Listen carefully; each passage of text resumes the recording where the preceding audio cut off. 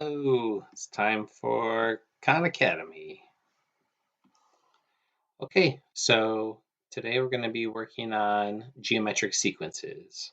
And this is the first geometric sequence video that I'm sharing. I'm calling this Khan Academy number 10 in the sequence series. I want to start off with the definition of a geometric sequence. So you'll notice down here that I have a couple of geometric sequences started that were on a Khan Academy. Um, and the definition is a list of numbers in a specific order. So we can think of that as a basic definition of just a sequence, is a list of numbers in a specific order.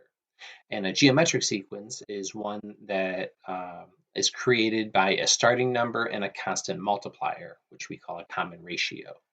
So I've highlighted already that the starting number of this sequence is 2, and the constant multiplier is times 3. 2 times 3 is 6, 6 times 3 is 18.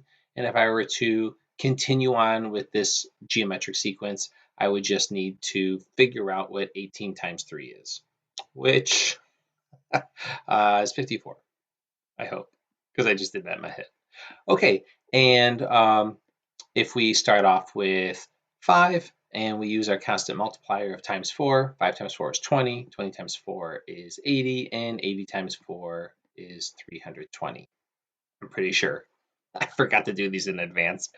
Okay, and just so we see one other example, the next term in this geometric sequence is actually found with a constant multiplier that is a fraction. 32 times a half is 16, 16 times a half is 8, and 8 times a half is 4. Now, you may be thinking to yourself, well, I would use divided by 2 every time. And you would be fine with that as well. Multiplication and division are opposite operations, and they're inverses of each other. So when we multiply by a half, it's the same thing as dividing by 2. Okay, so these are some examples of extending geometric sequences that don't have negatives, don't have fractions within the sequence itself. You'll notice that we had some fractions as the constant multiplier, but not within the sequence. Okay, this particular Khan Academy, move big head, you're in the way, does have negative numbers, and it does have fractions within the sequence itself. So today I'm going to bring up Desmos, and I'm going to use the Desmos calculator because it might help me. If you need to use it, go ahead and use it for this Khan Academy. Okay, um, so I'm going to look at this and I'm going to think about what is the constant multiplier or the common ratio that gets me from one term to the next. And as I think about this one, I think about it as 2 times a number is negative 10. Well, if I multiplied by negative 5, I would get there. 2 times negative 5 is negative 10. And negative 10 times negative 5 is a negative times a negative. So that would give me a positive 50. Oops, I don't want to write that there. So this multiplying by negative 5 seems to be working, which means I should continue that. If I'm going to continue that, then 50 times my negative 5 should give me a negative number, and 50 times 5 is 250. So that's one of the problems in Khan Academy, that we are just using this negative number as our common ratio.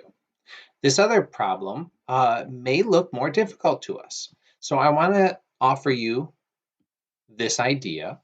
If I were to not be able to just mental math my way through multiplying negative 5 and figuring out the common ratio, I could also use division to figure it out.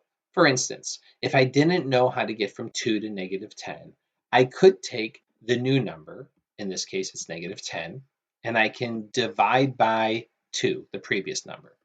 And if I take the new number, divide by the previous number, you'll notice that it gives me the common ratio. And that's a pretty nice thing. Once again, I'll try it with 50, the new number, divided by the old number.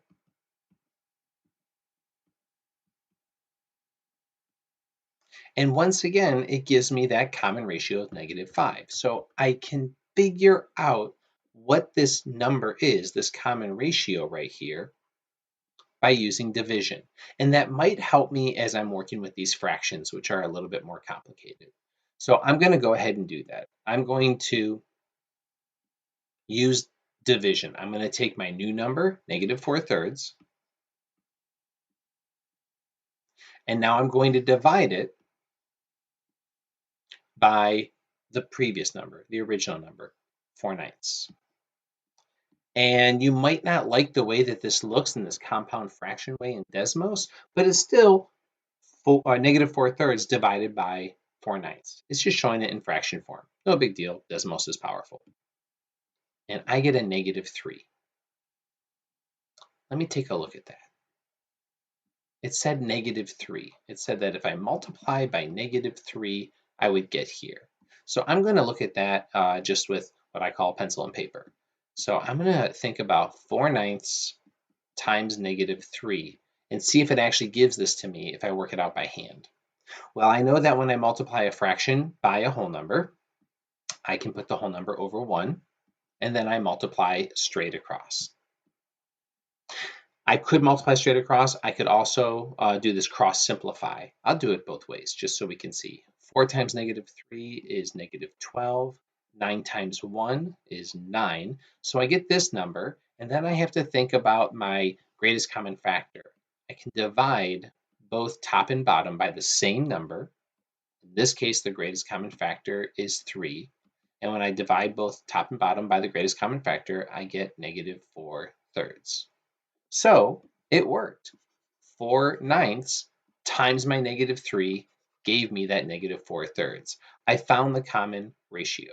And I found it using my Desmos calculator and division. I could also take this 4 right here, this number, this new number, and divide it by that -4/3. I should get -3 to pop out. And I do. There it is. So I'm getting some good feedback.